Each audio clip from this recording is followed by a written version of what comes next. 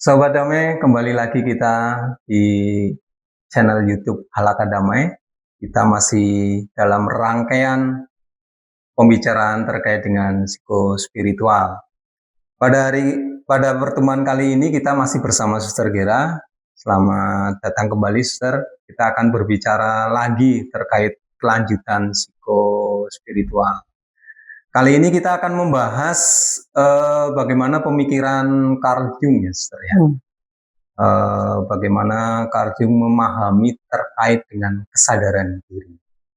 Nah, langsung saja kita akan berbincang dengan Suster Gera. Suster, Carl Jung, seorang psikolog atau psikiater ya lebih tepatnya, ya, dari Swiss, di mana dia mengembangkan psikologi analitik. Kalau tidak salah ya, psikologi analitik, dan terkait kesadaran diri, satu gagasan yang sangat menonjol dari Carl Jung, istilahnya adalah yang sering disebutkan sebagai individualism. Betul. Nah, itu seperti apa, Suster, konsepnya, Suster? Baik. Terima kasih banyak. Selamat sore, Sobat Damai. Saya juga senang kembali lagi sini. Sedikit tentang Carl Gustav Jung, sebelum saya bicara tentang individuation itu, betul yang Anda katakan, dia dari Swiss, dan saya juga mau tambah bahwa dia sebetulnya muridnya Freud. Ya. Ini kait dengan pertemuan kita sebelumnya tentang Freud. Dan Jung sebetulnya belajar banyak dari Freud, tapi dia juga mulai menantang Freud dengan pikiran-pikiran dia. Nah, langsung aja ke individuation. Kalau kita lihat kata individuation, ya, individuation, kita sendiri tidak bisa pisah, divide. Kita tidak bisa menjadi dua. Mengerti nggak? Ya. Jadi individuation itu salah satu jalan untuk wholeness, untuk kesempurnaan. Jadi kalau kita lihat Jung, sebetulnya Jung bicara proses itu, bahwa individuation, seseorang tidak bisa mendua hati, tidak bisa mendua pikiran, tidak bisa pilih dua jalan dengan hal dalam hidup sendiri gitu. Harus ada wholeness-nya. Jadi kalau Jung bicara tentang individuation, pasti ke arah ini the pathway, ini the jalan ke wholeness gitu. Jadi individuation itu jalannya menuju ke sana. Iya, menuju ke kesempurnaan manusia gitu. Jadi tujuannya tetap kesempurnaan. Melalui individuation. Tapi apa sih individuation itu? Minggu yang lalu atau beberapa pertemuan yang lalu kita bicara tentang the self. Yes. Gitu kan? Jadi individuation itu the self, yang ada dalam self itu untuk kesempurnaan. Jadi dia pakai 4 istilah. Dan dalam 4 istilah ada sub istilah juga. Misalnya yang pertama persona. Persona. Apa itu persona? Persona itu dia kait dengan social self. Atau apa yang topeng yang kita pakai untuk memperlihatkan diri atau untuk kehadiran diri dengan orang lain gitu. Jadi dia juga sebut ini sebagai false self. False self. Ini bukan sebetulnya siapa diri kita. Karena kita mau menampakkan diri yang kemarin kita bicara tentang self-concept, self-esteem, harga diri, self-worth, ideal self. Kita mau memperlihatkan diri kepada dunia dengan persona. Social self. Peran yang saya punya. Artinya, saya dosen atau Anda guru atau apa. Artinya peran itu bisa banyak. Peran bisa banyak. Bisa tidak salah ya, tidak salah atau benar. Tapi ini Jung seperti ini istilah dia ya. Iya. Terus setelah itu dia bicara tentang ego. Setelah persona ada ego. Nah, ego itu bagaimana kita bisa menghadapi our persona, tapi bisa terima. Tapi ini menjadi juga pintu antara persona dan unconscious self. Ya. Nah, di unconscious self itu ada archetype, ada anima animus, ada shadow, ada kualitas, ada mimpi, ada luka batin, ada memori, ada ketakutan, ada keinginan, ada insting. Ini semua ada di bawah ego, di unconscious self. Yang Jung katakan itu collective consciousness. Kalau kolektif artinya itu tidak hanya dimiliki oleh dirinya sendiri. Tidak. Ini disebut personal unconsciousness. Kalau personal consciousness hanya diri sendiri. Misalnya saya mengalami bapak saya meninggal dunia waktu saya kecil misalnya. Jadi ini menjadi my personal consciousness, my pribadi dengan cerita kita sendiri, ya kisah hidup. Sedangkan kolektif itu semua orang bisa rasakan itu. Semua orang rasa sedih, semua orang rasa bahagia, semua orang rasa cemas. Ini semua ada. Tapi Jung tidak berhenti di sana. Ini beda dari Freud. Jung tidak berhenti di sana. Dia masuk lebih dalam. Dia kata ini the true self. Bukan ideal self, bukan false self. Ini the true self. The true self itu, kalau kita, setiap orang punya true self, kata Jung. Setiap orang punya. Contohnya, kalau saya tanya sama Anda, dalam lubuk hati Anda sebetulnya hidup Anda mau apa? Anda akan jawab apa sama saya? Mau berguna. Mau berguna. Apalagi? Berguna, bermanfaat, apalagi? Ini oke, satu lagi image day, the image of God. Apa image of God untuk kamu? Mengampuni, belas kasih, betul, atau kasih, atau bahagia, atau damai, atau harapan. Ini our true self. Ini sudah ada.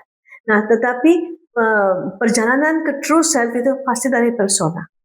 Jadi persona, kita semua punya persona. Semua orang bisa lihat dan egonya, conscious self semuanya punya itu. Ya.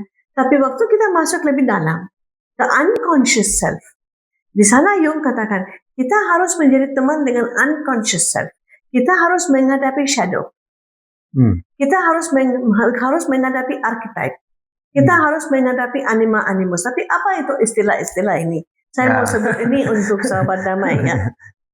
Nah, shadow itu dan bayangan atau bagian dalam diri kita yang kita tidak mengolah. Tertekan. Kita depresi. Kita tekan. Karena ini tidak sesuai dengan persona. Orang lain akan pikir apa? Kenapa saya seperti ini? Saya mau menyembunyikan dari orang lain, dari pendapat orang lain, dari pikiran orang lain, dari pandangan orang lain. Apakah artinya kita menyembunyikan shadow tadi itu supaya dilihat orang lainnya itu sempurna, perfect. Tapi belum tentu sempurna. Dalam mata kita perfect itu sempurna. Tapi dalam Jung perfect itu bukan sempurna yang dia definisi. Berarti ya tadi ya Esther ya, kalau dari persona orang akan memiliki banyak persona. Nah ini mungkin agak sedikit mundur sedikit ya Esther terkait dengan persona.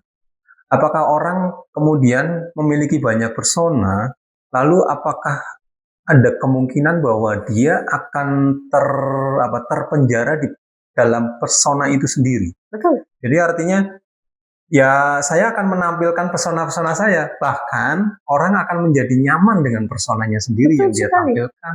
Betul sekali. Yang orang lain terima persona saya yang seperti ini, bukan diri saya yang sebenarnya. Benar. Dan ada di dalam dunia kita mungkin kalau kita tidak hati-hati kita juga ini kan satu proses sepanjang hidup ya. Benar yang Anda katakan, kita menjadi biasa dengan persona sehingga persona menjadi real self. Nah, padahal ini bukan real self kita. Jadi akhirnya hanya kita yang tahu apakah saya hidup dari pura-pura, dari topeng, atau betul saya hidup karena ini my true self. Tapi untuk true self itu kita harus kembali untuk apa saya ada di sini. Apa yang beri pada saya hidup? Contoh untuk saya pribadi, my true self itu ketika saya punya relasi yang dekat sama Yesus, sama Tuhan. Ini my true self.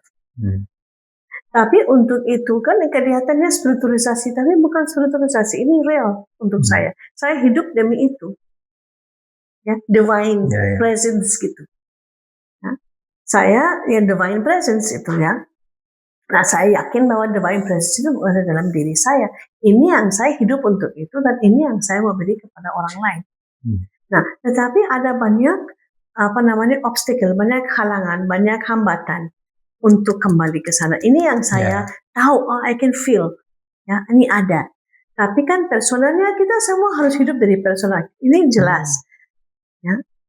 Tapi kata Jung, kalau kita yakin tentang real self, true self itu, real self itu, dan sedikit demi sedikit kita perlu membahas atau mengolah hal-hal yang menjadi hambatan, seperti kedaulatan kerikil. Ya. Oke, ada luka batin, mengolah. Ya, saya tidak mengampuni seseorang, mengolah. Saya punya bayangan, mengolah. Saya punya keinginan apa yang baik atau tidak baik, mengolah. Talenta, pakai itu. Kualitas, pakai itu. Jadi semua yang ada di unconscious self, kata Jung, kita perlu manfaatkan, kita perlu pakai. Shadow itu tidak salah. Shadow tidak salah. Artinya bukan melulu sesuatu yang jahat. Shadow itu bisa jadi sesuatu yang sesuatu yang baik juga. Artinya biasanya kalau orang menekankan sesuatu yang ini trauma, itu yang biasanya ditekan ya, nggak mau dikeluarkan, ditutup-tutupin trauma. Kemudian ada luka batin, pengalaman yang tidak mengenakan. Nah, apakah shadow itu hanya berhubungan dengan hal-hal yang semacam itu, atau ada misalnya potensi-potensi yang positif juga? Benar. Tapi kita tekan? Betul gitu. Betul sekali, dua-duanya ada. Dua-duanya ada. Dan biasanya kenapa kita, pertanyaannya kepada Sobat Damai dan kepada kita semua, kenapa kita menekankan shadow? Kenapa kita menekankan semua ini sehingga ini menjadi shadow? Karena kita takut. Ada ketakutan. Walaupun sesuatu yang baik, kita tekan karena kita ada ketakutan kalau ini dimunculkan. Betul sekali, orang lain akan pikir saya sombong. Seperti apa? Oh, iya. Jadi individuation itu dari Jung, journey to wholeness itu, tapi also journey to freedom. Saya menjadi bebas. Ketika saya contoh ya, saya lihat aja di sini. Misalnya Anda akan kerja di sekolah, contoh. Ada 3 orang menjadi calon untuk menjadi kepala sekolah. Ini satu contoh. 3 orang menjadi calon. Nah, satu mau yakin gitu, saya mau menjadi gitu kan.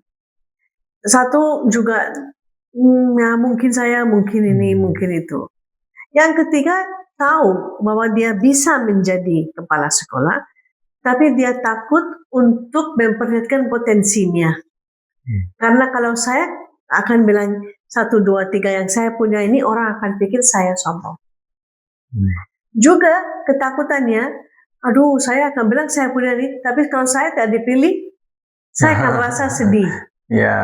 No, kan ini, tapi kalau orang yang free akan bilang, oke, ini saya punya bakat ini. Kalau saya dipilih sebagai kepala sekolah, oke. Kalau saya tidak dipilih, oke. Tapi saya free. Ya inilah saya. Inilah saya, ini apa free. Adanya saya. Apa adanya. Ini yang kemarin yang kita lihat tentang self-worth. Nah, atau dan sepanjang hidup, mestinya saya pernah bilang ini, kenapa ya saya tidak bilang ini, mestinya saya ini, kenapa ini, kenapa itu. Jadi Jung itu membawa kita ke eternal spirit. Ke spirit itu yang bebas, yang membebaskan kita. Tapi untuk itu kita harus jujur sama diri. Oleh Setuju. karena itu Yesus katakan hanya kebebasan akan membuat kita hanya kebenaran akan membuat kita bebas. Betul kan? Ya. Hanya kebenaran. Jadi kita perlu menjadi teman dengan kisah hidup kita. Artinya segala macam luka batin, ya trauma, ya itu memang harus kita olah. Kita harus berdamai. Harus olah. Ya, kita harut berdamai dengan pengalaman buruk sekalipun. Ya, dan berdamai artinya menerima. Belum tentu apa yang saya tak katakan forgive and forget. Enggak. Kalau kita ini menjadi pikiran saya. Yesus tak bilang forget. Dia bilang atau semua agama tak bicara tentang lupakan. Katakan memaafkan. Memaafkan. 7 kali lipat dan seterusnya. Memaafkan. Kalau kita lupakan, kita tak akan memaafkan. Saya tak akan katakan forgive and forget. Saya akan bilang forgive and remember. Karena ketika kita remember dan kita bisa forgive. Betul kan? Saya tidak mau lupakan sesuatu. Saya mau ingat sesuatu sehingga saya bisa memaafkan 100%. Mengingat untuk memaafkan ya, Saudara ya. Bukan mengingat untuk kita nostalgia ke kamu itu dulu pernah ini. Ya. Tapi untuk memaafkan. Betul. Ya. Nah, jadi ketika unconscious kita menjadi conscious, yang lingkaran itu yang Anda mau bahagia atau damai atau saya mau dekat sama Tuhan atau apa, akan menjadi lebih luas, sehingga ini yang menjadi persona kita. Jadi balik lagi ya, Saudara ya. Apa yang kalau kita bahas kemarin ideal self-nya itu ya ini yang kemudian ditunjukkan. Ya artinya kita nggak perlu balik dalam topeng lagi. False self. Ya. Jadi ya ini yang diri kita sesungguhnya. Betul sekali. Ya. Dan ini akan menjadi, Anda katakan tadi, Anda menjadi manfaat dan seterusnya. Ini akan membuat kita bebas untuk menjadi diri sendiri. Kita akan rasa kuat dengan diri sendiri, puas dengan diri sendiri.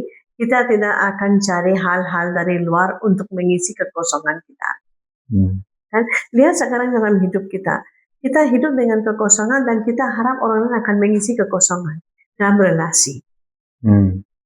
Dalam relasi, misalnya orang itu menikah, mereka harap bahwa suami akan mengisi kekosongan, istri akan mengisi kekosongan.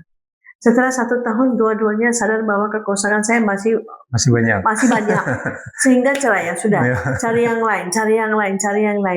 Tapi ini tidak akan mengisi kekosongan, ini akan buat lebih banyak kosong. Oke.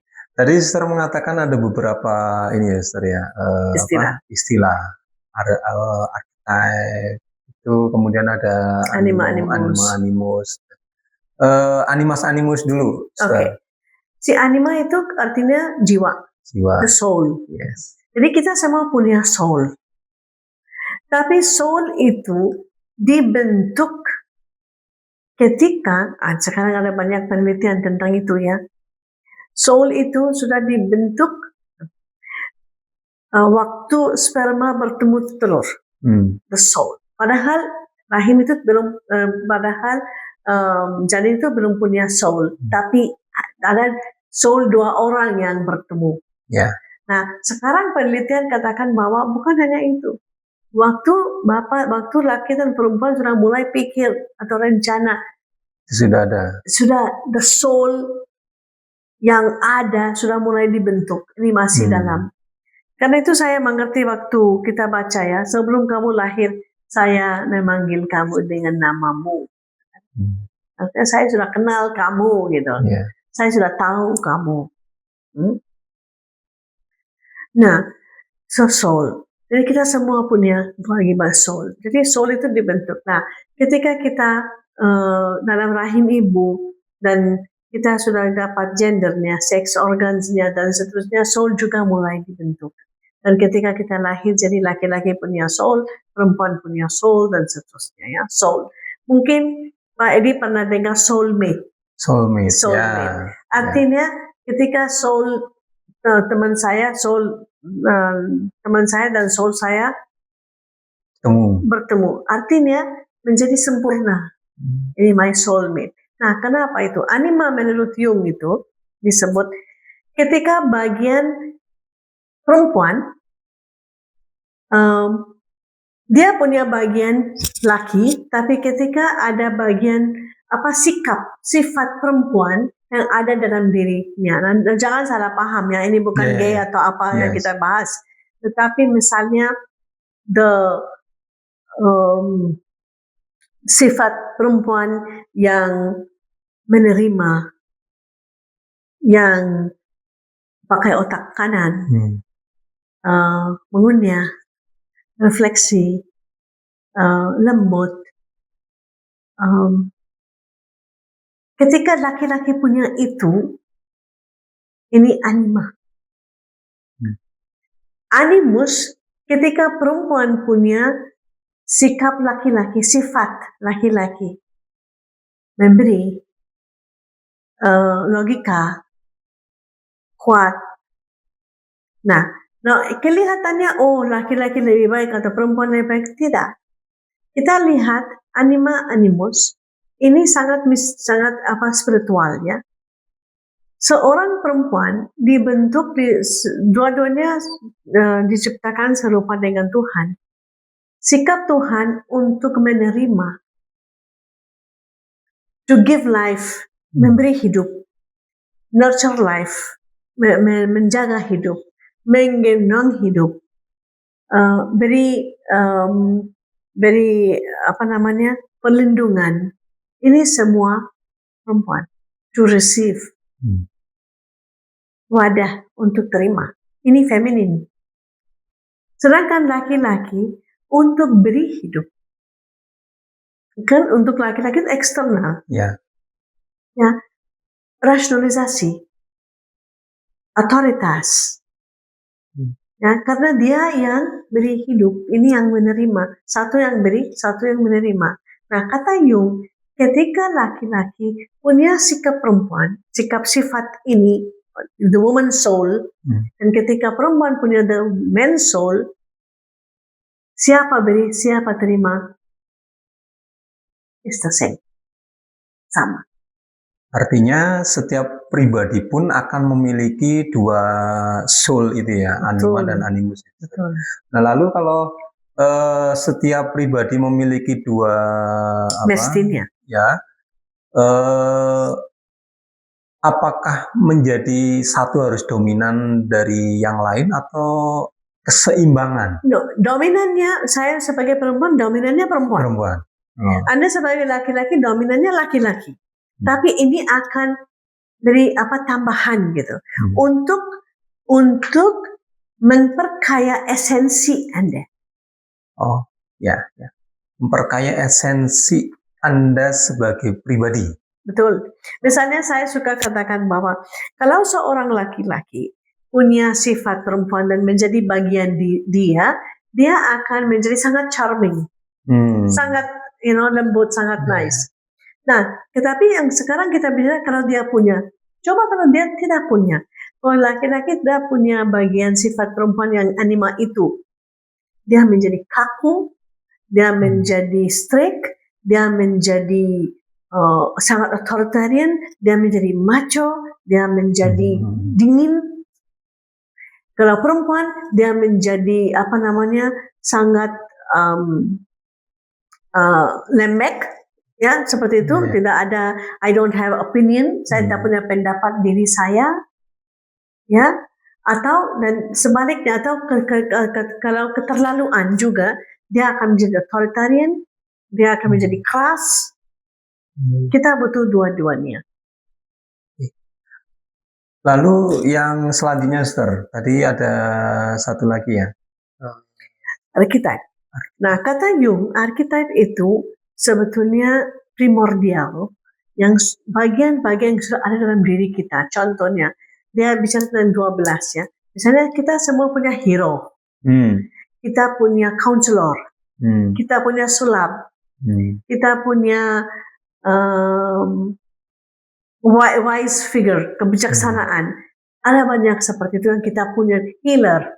Kita semua punya yang dalam diri kita. Kita juga punya martir. Kita juga punya prajurit. Ini semua ada dalam diri kita, archetype. Ya, dan saya pikir ini terjadi kan tanpa kita sadar. Saya yakin beberapa kali dalam hidup Mas Edi ada kata ini saya dalam keadaan seperti saya perlu lakukan apa ya? Saya akan lakukan ini. Anda menjadi counselor untuk diri sendiri. Anda menjadi healer untuk diri sendiri. Kan ini archetype-nya. Jadi dari keseluruhan tadi itu berarti yang dituju itu kan nanti pada akhirnya apa? Self itu True sendiri self. ya. True Self itu The sendiri. real self. Di ujungnya Jung punya hanya satu. Kita harus kembali ke true self, the real self, karena di sana Tuhan itu ada. Tuhan itu hidup kita semua dihuni oleh Tuhan atau divine self. Tapi kita bisa tidak temukan. Kita harus masuk dalam journey itu tapi untuk itu kita harus kembalikan semua hambatan. Hambatan itu menjadi sebuah harmoni gitu ya, Sister ya. Supaya nanti kita harus menjadi harmoni dengan hambatan itu supaya ini kita menjadi happy with myself, dan kita bisa menjadi hadiah untuk yang lain, gift untuk yang lain. Kalau dilihat pembicaraan ini ya, Sister ya, Jung itu seorang ahli psikologi, tapi kesannya kok kayak filosofis ya, Sister? Sangat filosof, karena ini filosofi sendiri ya, bahwa untuk melihat the wonder of you gitu kan, untuk lihat ini saya loh, saya kagum sama diri saya sendiri. Iya. Dia juga psikiater ya, karena dia juga kerja dengan psikiater dia ya. Tapi tadi kita kan hari ini bisa tentang bagaimana kita pakai Jung untuk kesadaran diri gitu ya. Lalu ini, Sister, mungkin ini akan menjadi segmen terakhir ya, Sister. Kaitannya dalam dunia saat ini, Sister, dunia digital dan segala macam, orang malah justru nyaman dengan personanya tadi secara digital gitu ya, Sister ya. Bahkan dari situ orang mendapatkan validasi yang lebih, walaupun true self-nya sebetulnya nggak seperti itu. Itu gimana, Sister? Iya. Sekarang karena kita dalam dunia AI, dunia media sosial, pasti selalu apa yang saja yang kita bicara ini akan menjadi satu persoalan. Ya. Pasti ini akan menjadi, kenapa itu, why gitu kan. Ini normalnya. Kita dalam dunia instan juga. Segala sesuatu instan. Dan ini membuat kita bahagia. Tapi yang instan itu memberi makan kepada persona. Karena ini sesuai, membantu. Persona saya mau kelihatan seperti ini, saya lakukan ini, saya dapat 200 like, saya very happy. Ya, saya senang sekali saya dapat ini, dan ini akan mendefinisikan saya. Ya, ini akan mendefinisikan saya. Tapi mungkin saya mau tutup dengan satu hal yang kita perlu sadar, bahwa kita semua punya dalam otak kita God spot. AI atau media sosial tidak akan membangkitkan God spot. Ini hanya akan terjadi dengan mengolah. Ya. Dari tahapan tadi awal gitu ya, harus diolah sampai ke true self ya. Persona itu akan hanya sebatas yaitu cerminan di luar saja. Dan kalau kita tidak hati-hati, media sosial hanya akan bantu ke arah sana. Kalau kita tidak hati-hati. Kalau kita tahu, bisa lebih dalam. Sobat Damai, terima kasih atas atensi Anda. Ya, ini obrolan yang sangat menarik. Semoga ini akan menjadi bermanfaat untuk Anda semua. Sampai ketemu di pembicaraan-pembicaraan yang lain, masih tetap bersama kami di channel Halaka Damai. Terima kasih.